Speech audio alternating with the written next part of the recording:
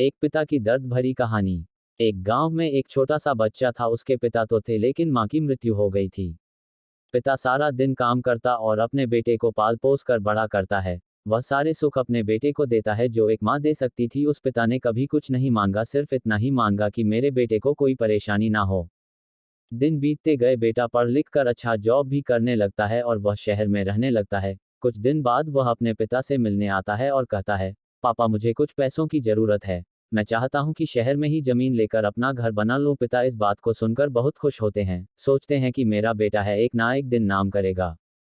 जिंदगी भर की बचाई हुई पूंजी को निकालकर अपने बेटे को दे देते हैं। बेटा शहर चला जाता है और उन पैसों से अपना घर बना लेता है। पिता इधर इंतजार करता रहता है कि मेरा बेटा फिर से आएगा, एक ना एक दिन तो मेरे पास आएगा ही। जाएगा कहाँ?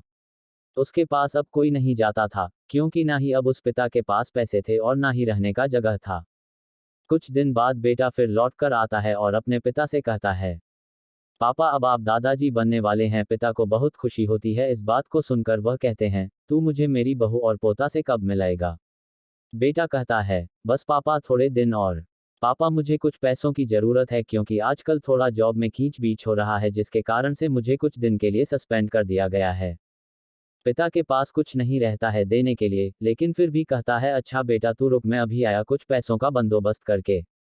पिता बाद में महाजन से कुछ पैसे उधार लेकर अपने बेटे को दे देता है और बेटा पैसे लेकर शहर चला जाता है।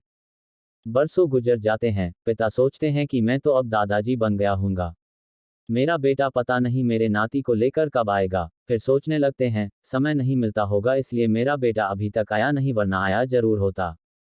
तब तक महाजन 2-3 आदमी को लेकर उस पिता के घर पर आता है और कहता है कि आपके वादे के मुताबिक मैं पूरे 3 महीने बाद आया हूं, अपने पैसे ले जाने। पिता कहते हैं, मेरे पास पैसे नहीं है देने के लिए। महाजन कहता है, जब पैसे देने नहीं थे तो आपने मुझसे उधार क्यों लिया?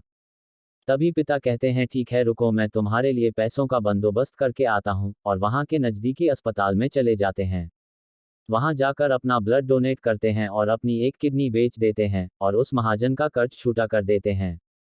किडनी बेचने के बाद उनकी स्थिति और भी खराब हो जाती है और वह उस राह में जी रहे होते हैं कि मेरा बेटा एक दिन आएगा जरूर। इस आस में जीते जीते एक दिन पिता की मृत्यु हो जाती है, परंतु उस बेटे को अपने पिता को आग देना भी नसीब नहीं हुआ। दोस्तों, एक पिता की दर्द भरी कहानी हिंदी कहानी को देखने के लिए धन्यवाद।